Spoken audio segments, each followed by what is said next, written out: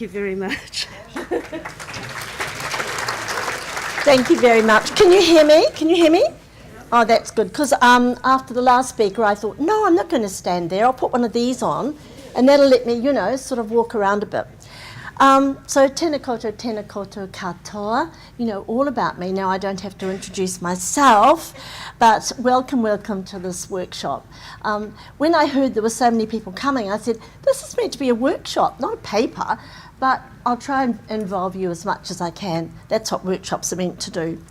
So thank you. And also thank you to L'Oreal for my shampoo. It said for brittle and thinning hair.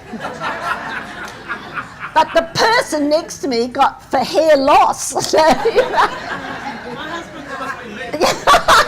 got hair loss. Oh, isn't it lovely? I just think it's gorgeous. So I don't know whether these were, actually specifically given to us according to our particular need. But anyway. So, and I just want to really say that it's really wonderful to be here, but we're talking about resilience today.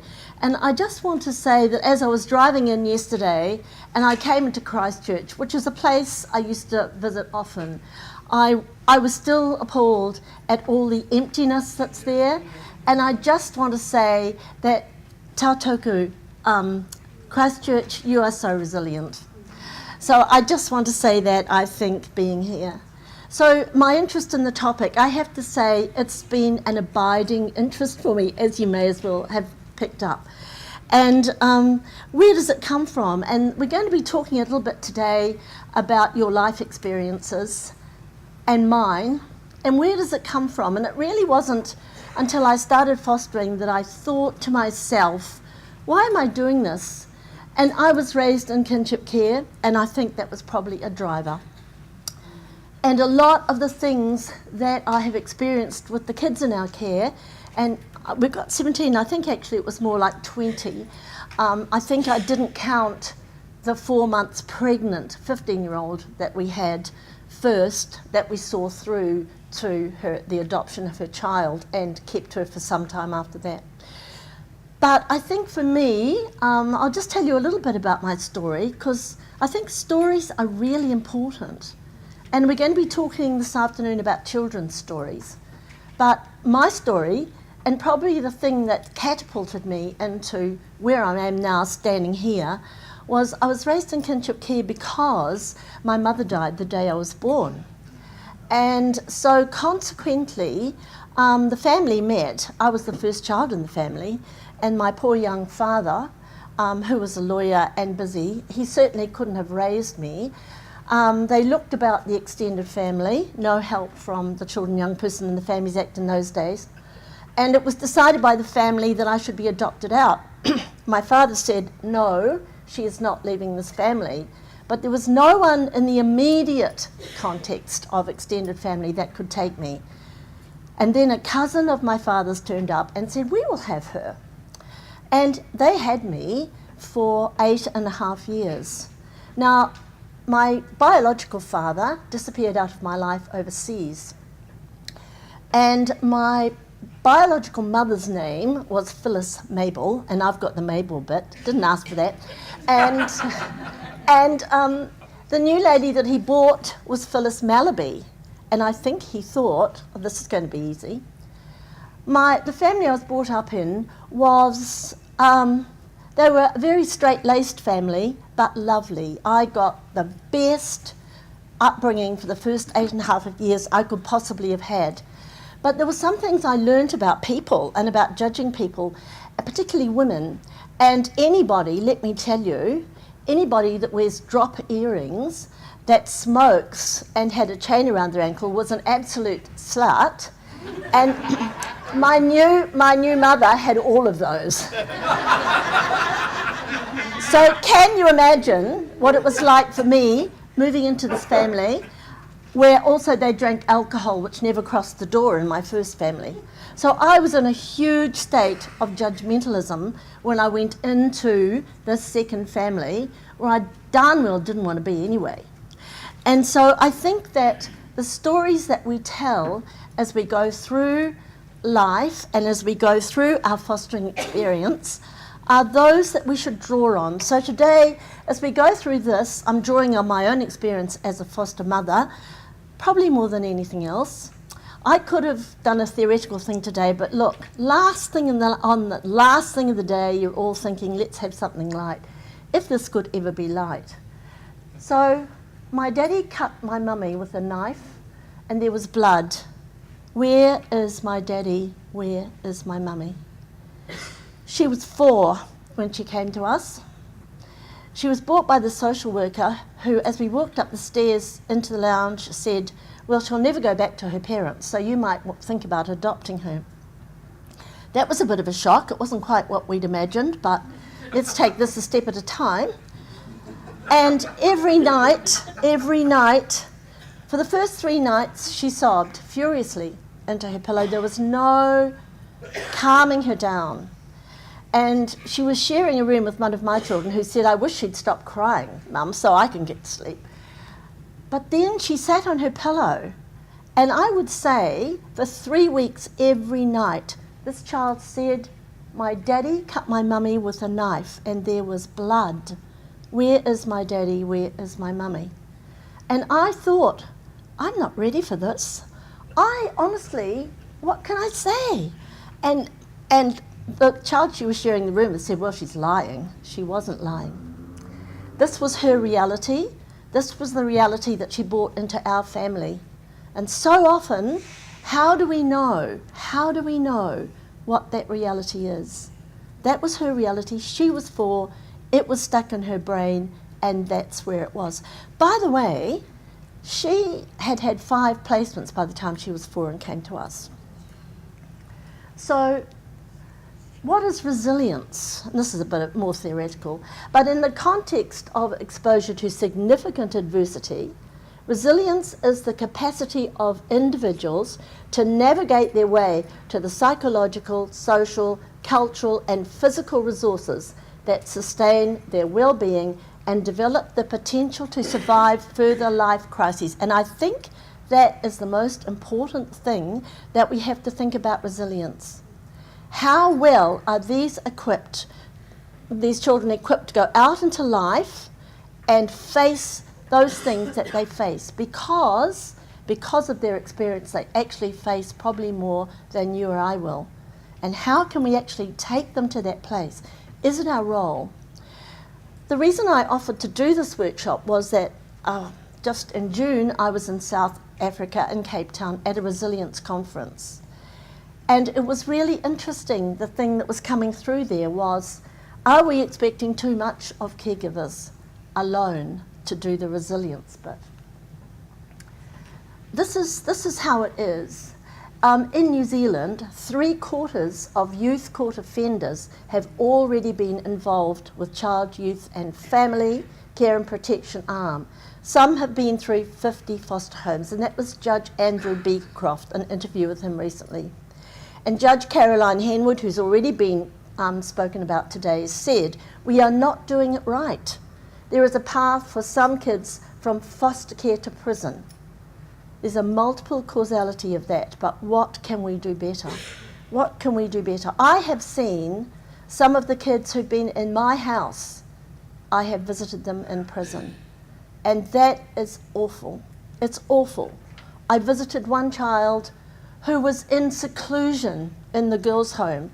All there was in the room was a mattress covered in white plastic, and her. And I thought, why couldn't I have done more? Why couldn't I? So the process of resilience draws on a range of protective factors located at the individual, the family, the community and society. And this is New Zealand research that's come up with this. And time again, today, I have heard this is not a sole responsibility, this is a community responsibility. We all have to be involved if we're going to stop these kids from going to prison. It really is something that we have to be advocates for, because we know, but outside there, people don't know. And I think it's for us to actually be messengers of that. And one of the things that I've noted as being a foster parent that vulnerable children in need of protection and placed in foster care are uprooted from all that is familiar and important to their sense of self and social identity, even if that environment is not nurturing. And I think that was something I had to get into my head, was I wasn't going to be rescuer for this child. This child actually brought into my house her sense of self and social identity, even when that environment was not nurturing. That's what she brought. She also, and it was the child that I was talking about previously, the one that talked about blood. The next series of questions was, where are my brothers and my sisters? Where were they? They were in 5 different foster homes all over Auckland. That's where they were. They weren't together, they were away. And I think we have to realise that often children's attachment is not necessarily to their abusing parent, though of course they'll have some attachment. They have a higher attachment to their brothers and sisters. And we have to work really hard to make those connections. And what we did at a foster care meeting with those 5 children was, we found the other caregivers were also at the meeting. And then we said, okay, we're going to get these kids together. And we offered to have all of the children once a weekend. I used to dread when it was coming to me my weekend. So children in foster care live in borderlands. And borderlands, the physical, psychological and cultural environments where they have to learn to cope between 2 distinctly different worlds that we as foster parents, for the most part, can't even imagine. And I must say that I, as a child who lived in 2 different families, I really felt like I was walking on eggshells. I would very easily say the wrong thing or call the wrong set of parents mum and dad when I was told I had to stop calling my first ones mum and dad and call them auntie and uncle and call these new ones mum and dad, because that was the situation. And I think it's the same for these kids. They bring their families with them, and somehow there they are. And I can remember that little girl, when she came to our house, she was 4. She had never used any cutlery, but they made great missiles to fire across the dining room table with our kids dodging. I mean, it was absolutely such a different life for her, 2 different environments that this child was straddling to try and make sense of her world. So children in foster care, and I've highlighted, and their families, experience what we call ambiguous loss, and that is a physical and psychological grief that is not as concrete or identifiable as traditional losses such as death, because their parents are there, but they're not there. They're there, but they're not there. They are in the child's life. And I can remember when I was about 11, walking down Queen Street in Auckland thinking, I wonder if there's been a mistake, that my mother isn't dead, but actually something else has happened, and that woman might be her. And I've heard adoptive children say the same, and I've heard foster children say the same. I look everywhere for my parents when I'm out. And we have to realise that if we're going to make a child resilient, we have to recognise that there are those very big strands still that hold them to their parents. And the families also are grieving. And one of the things, because when I was doing my PhD research, one of the things that came up was what little research has been done with the families, with the women who've actually had to give up their children into foster care. We need to have those stories as well, because how can we actually care for a child unless we know the stories? Because I think if we can empathise, and that was the word that was used so much in the last workshop, if we can empathise with the child, because they want to know that their mother still loves them, even if they've been abused. So what do we know about these children? We never know enough. What do we need to know? We need to know as much as is known.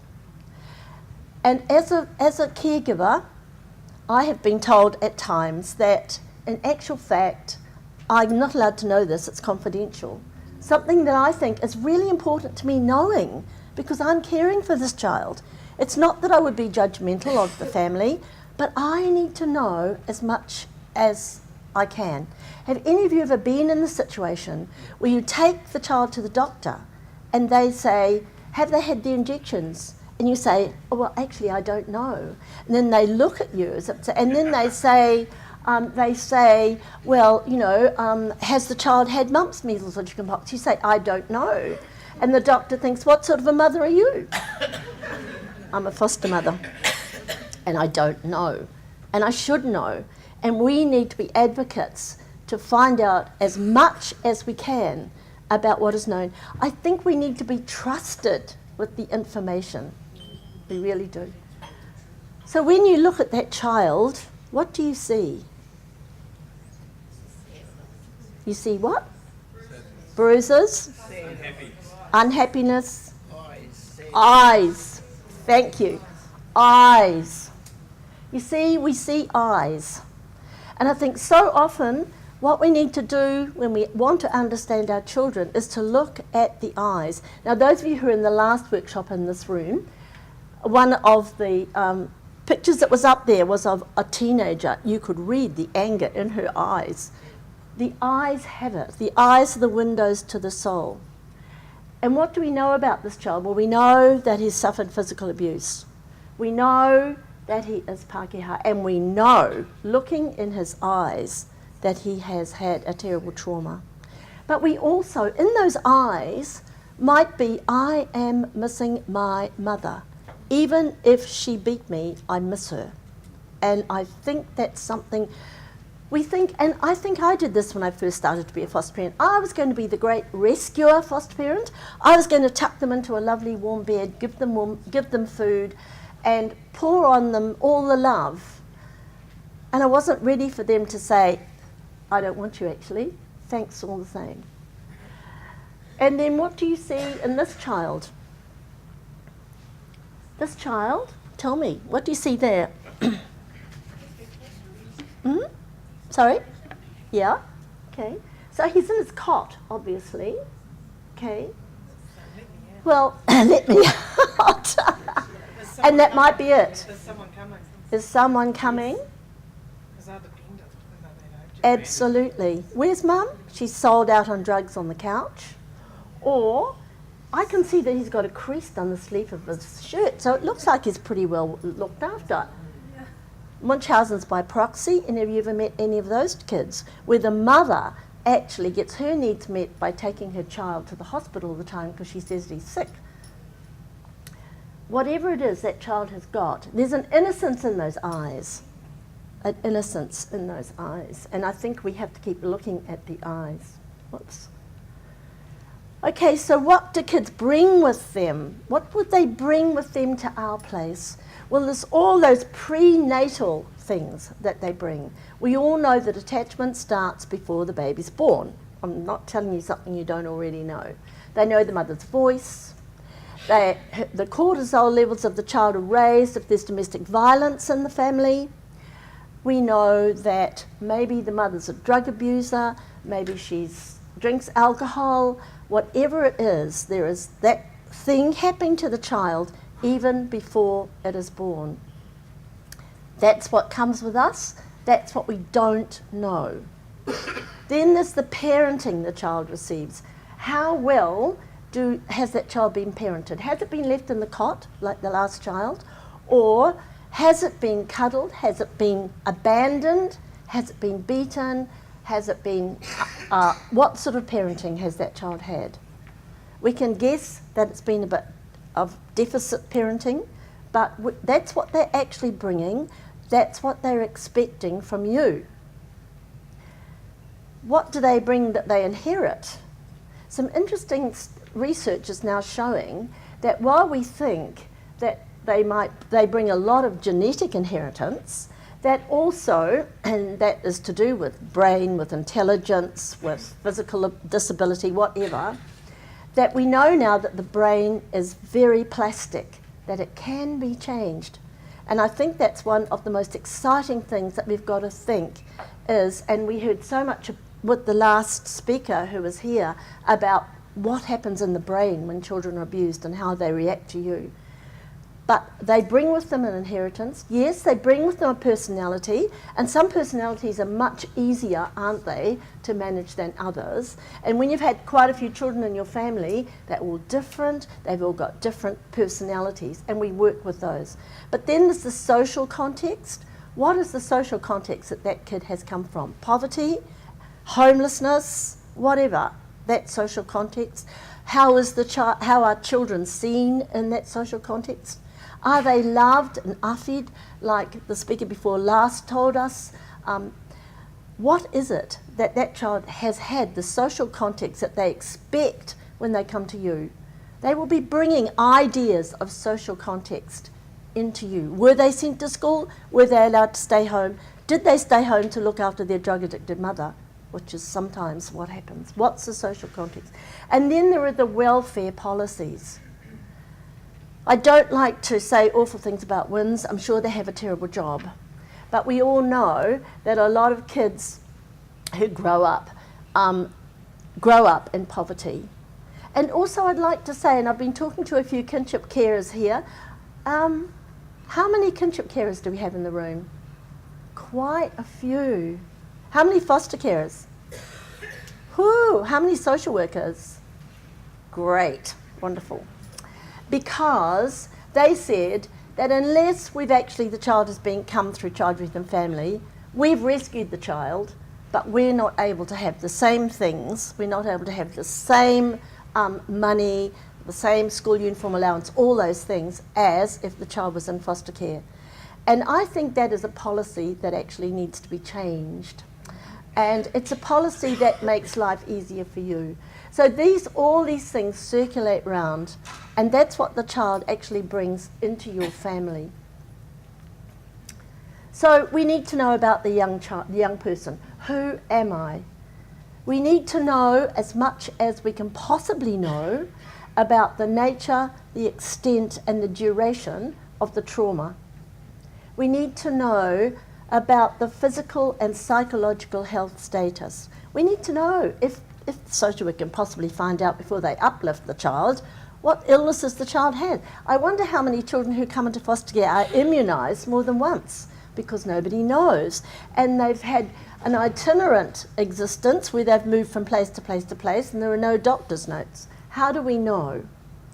You heard a lot about attachment in the last workshop, and those of you who've been to training, I'm sure, know all about attachment.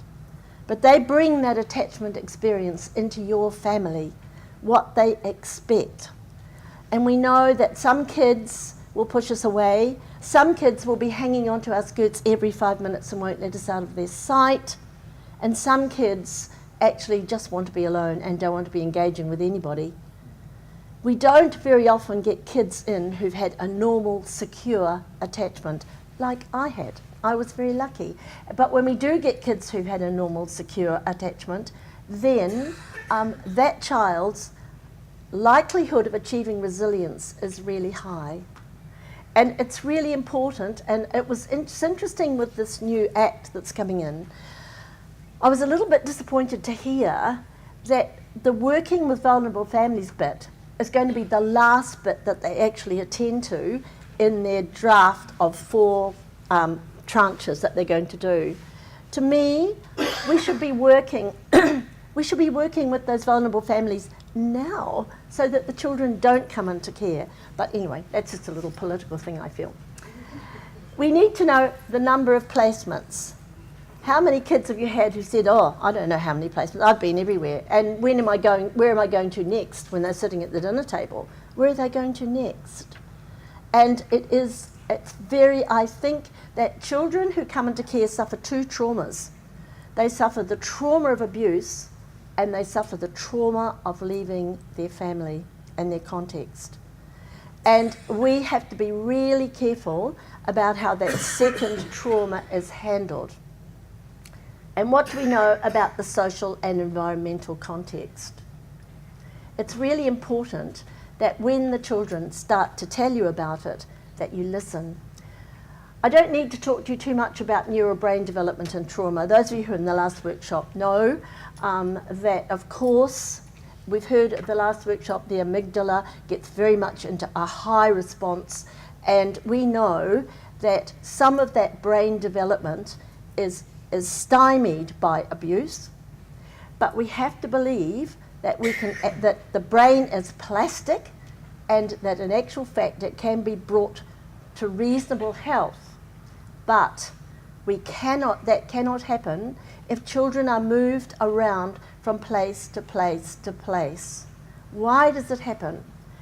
So how do traumatized children develop that sense of self that allows the development of resilience? Only by stability, consistency, and commitment can the kid then develop trust with you.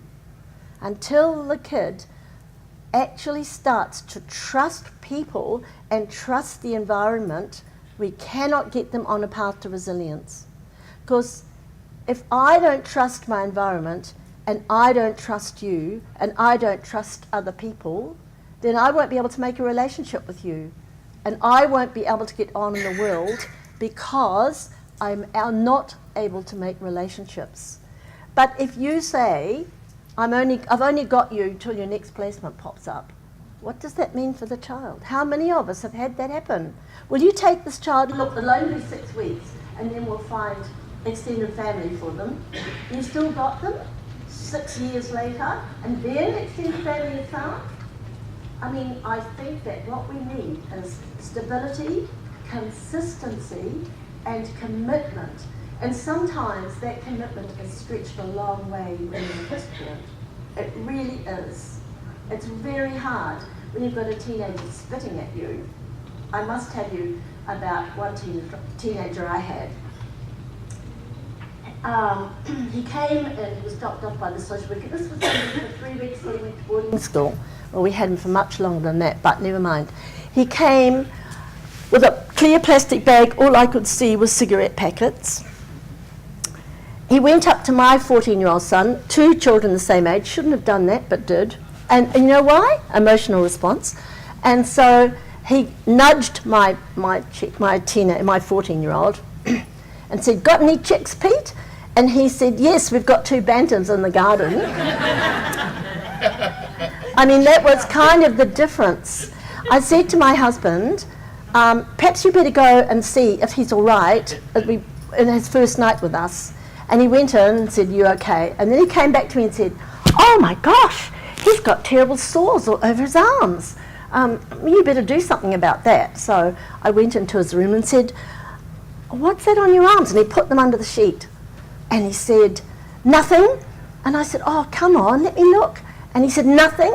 I said, "Well, you know, John saw that you actually had these sores on your arms, so, you know, let's have a look at them." And he brought them out. And I said, "How did you get those?" I thought, "Are they impetigo? What are they?" And he said, "Don't you know what these are?" And I said, "Well, no, actually, you tell me." I was sort of looking. I used to be a nurse and I didn't look familiar. And he said, "Well, they're cigarette burns. Don't you know? It's chicken. You hold the cigarette on, a group of us will hold cigarettes on, and the first one to take them off is chicken." And he had burns right down to the bone. I was absolutely beside myself. I was teaching at Westlake Boys at that stage, and lo and behold, I had to take a class that I don't normally take once, and he was in the class.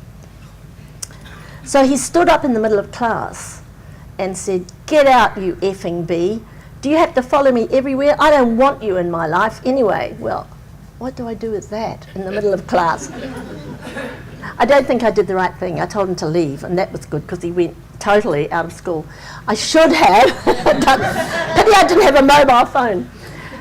So what's the path to resilience? So often trauma happens in relationships, but it is also in relationships that healing occurs. And that's the relationship with you.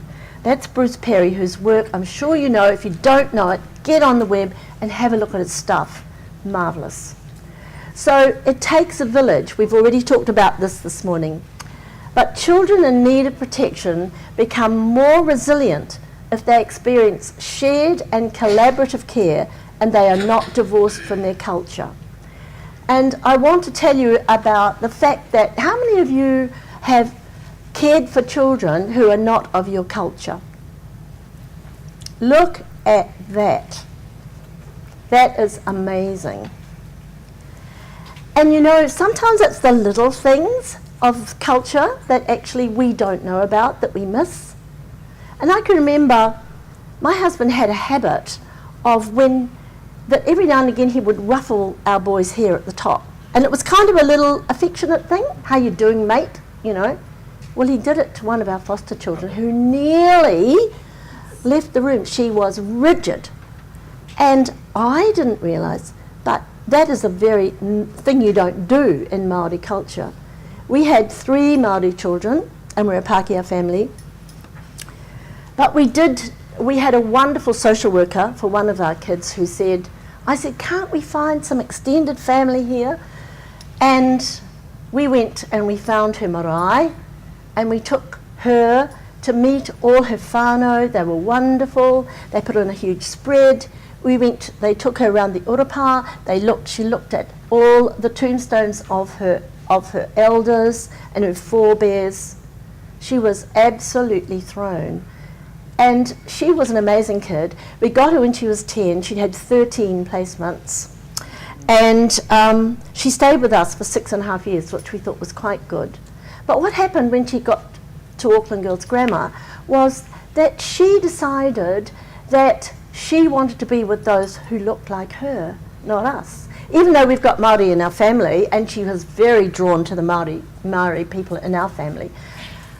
But she would ring me up and say, not coming home from school tonight, and I'd say, where are you?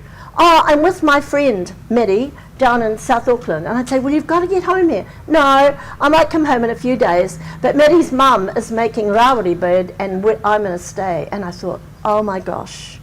And she was really looking for her family. She was looking for those who looked like her. She was looking for what are the cultural things that, even though I tried, and I tried hard, that she really needed to be with them. And I think it's really important that we can keep these kids in touch with their culture. So, attachment survives trauma.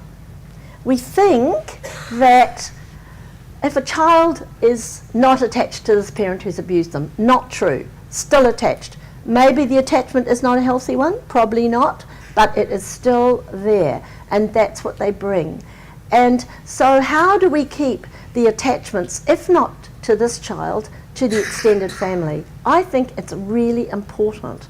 And somehow we need to keep ongoing relationships between the parent and the child, if not with supervision. I could say lots about that, but within the stable environment of the extended family or foster family, that leads to development of the feelings of being valued, which in turn promotes resilience. You know, the kids have to know that you think their parents are okay. If you give a glimmer that their parents are not okay, then they will not feel okay. Now that's hard, because you know that these parents have been on P, they have beaten up the child, they've been neglectful, they've done all those things which to your mind is the last thing a parent should do. So how do you hold those parents with some respect for the child's sake? It's really, really important. And so we need to talk about that to the child, if we can. They need to know that we can give those parents respect. I think when I first thought I would be a foster parent, I've got to watch time here, plenty of time, 15 minutes. When I thought I was going to be a foster parent, my idea was, having had our first one, being a child, a 15-year-old who was pregnant, I thought, yeah, this was really rewarding. I would like to take the child and work with the mother to see if we could possibly, you know, I'd help that mother, all those sorts of idealistic thoughts. Well, it didn't work out like that, but we did make friends with some of the parents. And then we found out, then with one particular lot of parents, they would ring me up and tell me about their latest troubles, ask me for advice about this and that, come to our house, have lunch, and really that was the most rewarding fostering that I did, was when we had that family in our house as well. Now, if you've got family who is a pee addicts, you can't do that. But somewhere in that extended family, there is someone who is good. So there was some research that was done just about 1989 when the Act was coming in, and it was a social worker that did it, as it was in those days. And what she did was ask a series of social workers why they hadn't actually placed children with extended family. And she got answers like, oh, the apple doesn't fall far from the tree. You know, one bad apple in the box means everybody's... And they're not. There are some wonderful extended families, and we really need to be looking at those. But let's talk about you, because we can't expect to raise resilient children unless if we're not resilient ourselves. And sometimes we don't feel resilient when we're raising really troubled children. So how do we do it? What makes a resilient carer family? Self-awareness. Why are you doing this? You really do have to ask yourself that question. Sorry, what did you say? Idiots. There's a reason, and it's a good one. It's just a matter of finding out what it is and making sure that if it's because you've come from a troubled environment, that you have sorted that out yourself. Because what we find is that often kids, you as carer, will actually be knocked into something we call parallel process. Their story is your story, and you suddenly feel, my gosh, I'm going through this again. So we have to know ourselves well. We need whole family commitment. It's not just mum's job, it is mum, dad, and the kids' job. And I think one of the reasons that we managed to keep kids was that my children were very much part of the support group around those children. They told the kids what the rules were. They told them when they'd stepped over the line. And between every placement, we said, do you want to go on? Yes, mum. Education, education, education, not allegation. Now, it's a very sad fact that fostering kids has an allegation support arm, isn't it? And I know some of you here are allegation support workers. And I evaluated the allegation support stuff some years ago, and Fostering Kids gave me the latest data for allegation. And you know what the major finding was? Lack of education. Some foster parents had not gone to training. Well, they might have done the first one, but never did any more. And some may have asked for it and not been given it. And some have asked for it and not been given, which is even worse. But, you know, you do need, I believe, and it isn't in the new Act, and I think it should be, is that training or education or advanced knowledge, whatever you want to call it, should be mandatory. Because these kids that you're dealing with are traumatized. They're not easy. And if you find that they're too much, what are you going to do? If you find your family's cracking, what do? You say, okay, social worker, enough. I don't want to do this, but I'm afraid you'll have to go. Joe, in the new standards they're going around discussing it, that is one of the high-profile things they're saying about training. It's coming through very slowly, but it is in the clouds there. So. No, it's not in the clouds, it's there, but it's not mandatory. You don't have to do it, okay? And I think we have to. We have to look for it, we have to ask for it, we have to insist on it, we have to write to the minister if you can't get it. She said to write to her. Oh, no, it was... Okay, so write. I've talked about empathy for the child and their family, but don't sweat the small stuff is another thing. Look, untidy rooms are not a sign of an untidy mind. Too bad. I think I got to the point where I'd say, okay, look, we've only got 4 coffee cups left. Where are the rest, everybody? Bring them back in. I mean, and occasionally you might say, okay, you and I are going to tidy up your room together. And that doesn't mean you're intruding in their privacy and tidying it up while they're at school. You're tidying it up together. I think don't sweat the small stuff. If they spit at you, wipe it off. And also, I think that if it's really getting to you, what I would do was go for a walk in the garden and cool down. And also our families, relationship awareness. How is this kid affecting our family? You know, there's some good research that's actually come out of Great Britain about why do foster families give up. And it was interesting that the minister said she talked to families that gave up. Why do they give up? Well, it just becomes too hard. And I think I did some research with kinship carers, and when you do research you always get a surprise. And the surprise for me was that these were grandparents, that 13 of the families in my study divorced because of taking the child. They separated. And this is after, 40 years marriage, 50 years marriage. They separated because the task of caring for the grandchild was not what they had on the agenda for the next X number of years, but it was too hard. And also with kinship carers, of course, there's a modicum of guilt, grief, all those things that exist that don't exist necessarily for ordinary foster care. I think we have to really know that kinship care is a different beast to foster care because of all the emotional stuff that exists. And you've still got your child in the middle, the mother of the children, that you've got to deal with your own child as well as her offspring. You do. That's what makes it. Exactly. And please ask for support. I know sometimes you ring up your foster care caregiver social worker and you leave a message, and you leave a message, and you leave a message. Email. It's really important that you ask for support, not necessarily from your caregiver liaison social worker. I think the most important thing is for you to have a supportive community around you. Your extended family, really, you want them to agree with what you're doing. You want someone, a good friend, who will be there for you when the going is tough. You might talk them into being assessed so they can be your respite caregiver, whatever. But you need support. So, cross-cultural foster care or placement with grandma.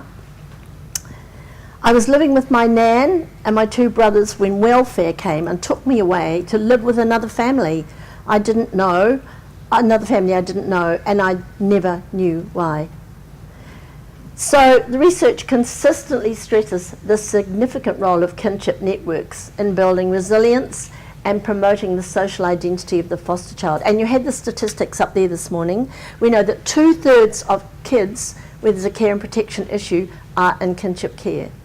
And I think that is a really important statistic we need to know, and we need to be putting a lot of our resources that way, because if it breaks down, they go into foster care.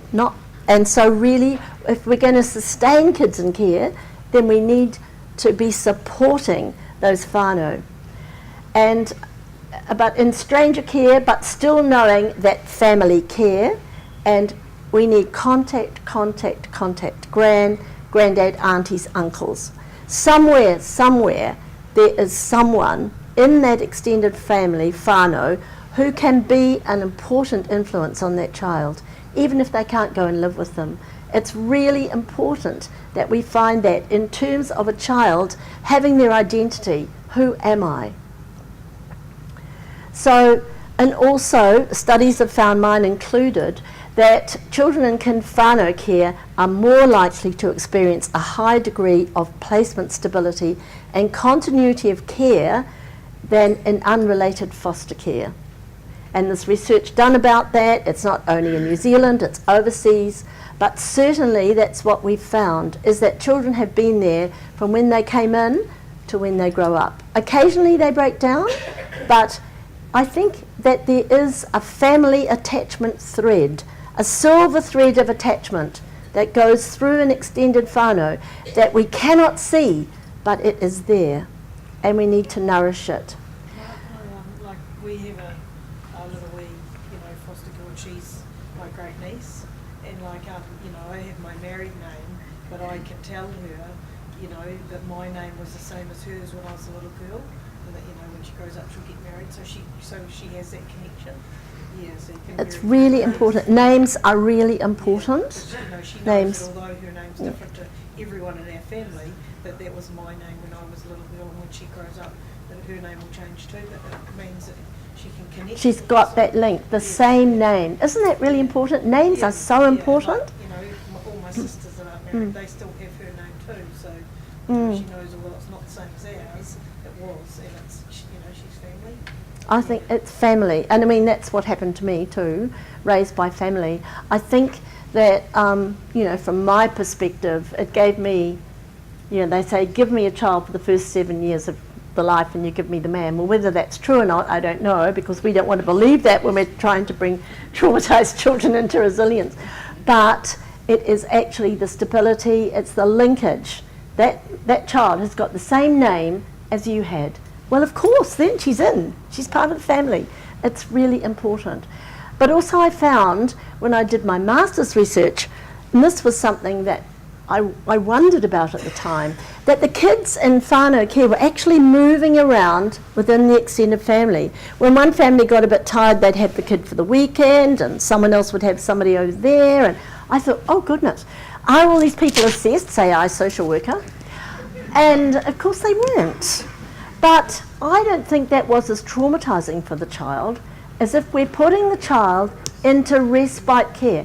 Now, I want to talk a bit about respite care. I think it's a bit further on. But, you know, if we're going to have respite families for our kids, can it be the same family? I think it is so traumatising. The kid feels chucked out.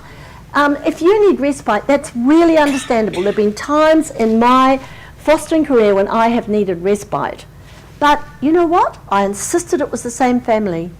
And we became great friends with that family. And this child went there once a month. She went to this family. She loved it. They had horses. He was a butcher. She came home with a big bag of sausages for our family. It was great. But it was the same family. Now, if we'd said, oh, you're going to Mrs. Brown's this weekend, who are they? And the next weekend it's Mrs. Smith, who are they? What does that do to a child's vision of resilience?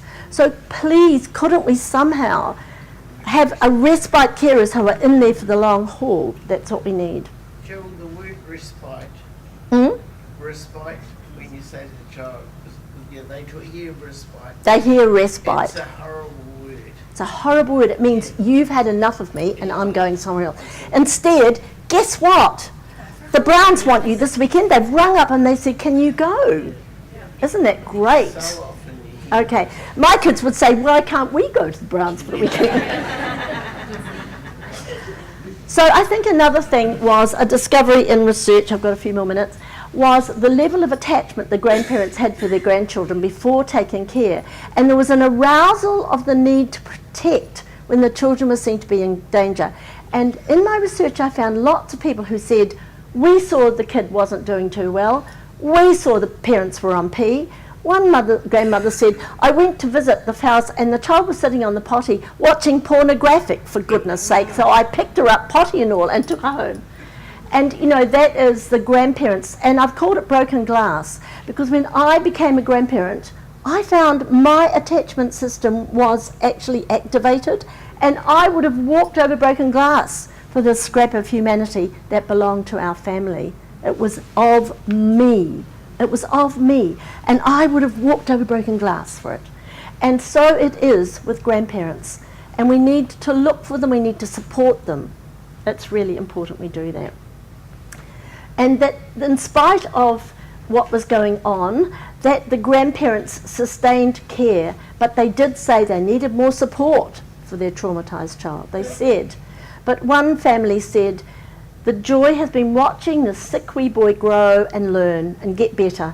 Each day is a day filled with love and laughter, learning and growing. He truly is a special boy, and I think we were blessed with him for a reason.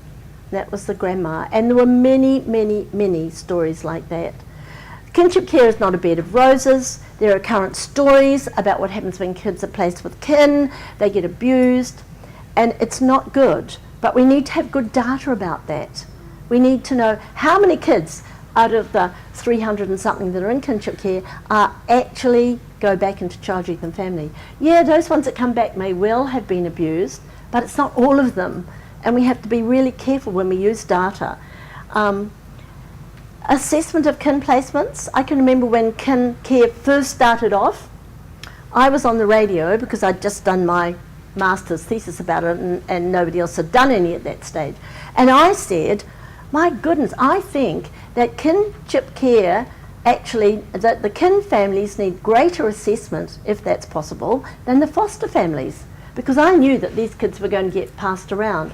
I knew that there is an emotional thread that in kinship care that does not exist in foster care, and that needs to be explored. I knew that, as you were just telling me just now, that those families, I remember one family saying that their daughter was not meant to have access, but how can I keep my daughter away from her child? And this happens under the ground. They need a greater assessment. I was rung by a social worker and told that I was being disrespectful for whānau, that they would be able to make safe choices for their family. I disagree. It should be done with respect. It's if you respect the family, the social workers go in and it's respect. It's family, then how much should we keep an eye on whānau placements? Should we intrude on family privacy? Should there be oversight? These are questions I'm raising. I don't know the answers. I've talked about family and partner stress, and that goes for foster families as well. And I've talked about partner families, but I've also talked about material assistance that kinship carers need. So young people who've gone through the care system and now have a voice have claimed that they needed to know their family even if they were not able to live with them. They need to know their stories, the why. They do. And it was interesting, I went to a forum of kids at Dingwall and they stood up and said, we needed to know, nobody told us. But when they leave care, where do they go? They go back to their families to find out. So how can we help the traumatised child, nearly at the end? Listen to their story when they're ready to tell you. You need to listen to their story. Don't ask them questions, but listen when they tell you. And we have to be so careful that we don't look shocked. I can remember that little girl that I put up on the slide first. I was shocked. And they tell you things you don't even wish you hadn't heard. But when they tell you, you listen. You don't ask before they're ready to tell you. But it's most important that you sit beside them, that you show them empathy, that you listen. They need predictability and they need routines. Now, the thing is that these kids have come from families, an unpredictable life, no routine. It doesn't need to be a hard routine, but they need to know what's going to happen. They want to know what's going to happen tomorrow. You can tell them what is going to happen tomorrow. It's really important. You need to be nurturing, comforting, and affectionate as appropriate with caution. And we've got to accept the initial rejection. One of the kids we had, as soon as she came into the room and my husband was in the room, she would go out. The first couple of first nights we had her, she went to Girl Guides. My husband was taking one of my other sons to hockey, and I said, can you drop her off at Girl Guides on the way? My son was sitting in the back, my husband was sitting in the driving seat. She got in the car, saw it was him, came out and said, I'm not going with him. So, what am I talking about here? What has gone on? So I drove, my husband cooked the dinner, and off we went. But it turned out that that child had been grossly abused in foster care in the car. We don't know, do we? But there was another one too. Somebody was telling me that I've told the story before and they tell it in their classes. And this is about a foster dad who got an allegation. And when I went round and talked to him, and it was his practice when he came in from work, if the kids were sitting watching television or doing their homework, he would just put his arm around their shoulder and say, had a good day, had a good day. One kid, their foster daughter, who at the stage was 14, he put his arm around her shoulder, just like he did with the rest of the family. She went to school and said, he tried to touch me up. And what's more, He wanted me to come into his bedroom. All that. I mean, it wasn't. But that's what that meant to the child. I mean, we worked it out, but it was traumatic for that whole family, and they went on to be great foster parents. We need to have clear rules and stick to them. Consistency and consequences, and the consequences always need to happen. You can't say, if this is going to happen, then this will happen, and it doesn't happen, because the child will not become resilient unless it knows a nice concrete platform from which it's going to be able to grow.